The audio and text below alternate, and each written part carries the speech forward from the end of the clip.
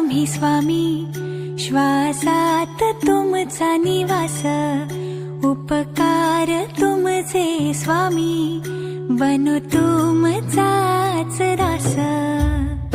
तुमच्या पायी